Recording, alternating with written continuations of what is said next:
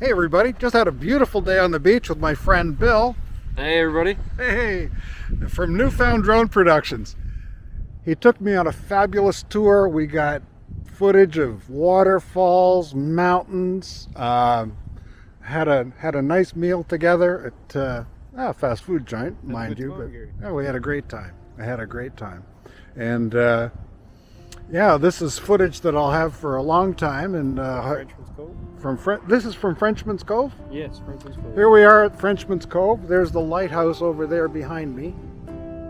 I think we can see that. Yep. And yeah, so bye for now and stay tuned. See you later, everybody. Unfortunately, all of the aerial footage was lost, so please enjoy this B-roll.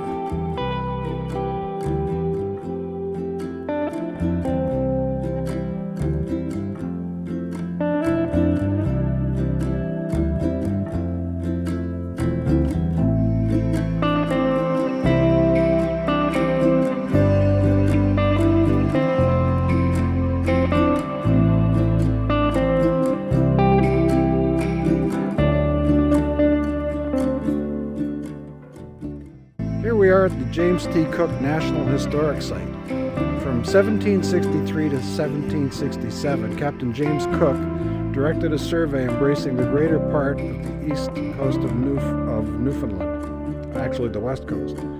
The charting of this coastline was the first scientific large-scale hydrological survey to use precision triangulation to establish land outlines. It produced a collection of charts which remained standard for more than a century. The choice of Cook to carry out Pacific exploration was the result of his success here in Newfoundland. Cook's visit to this area on his ascent of the Humber as far as Deer Lake was part of the first serious attempt to delineate the inland topography of Newfoundland.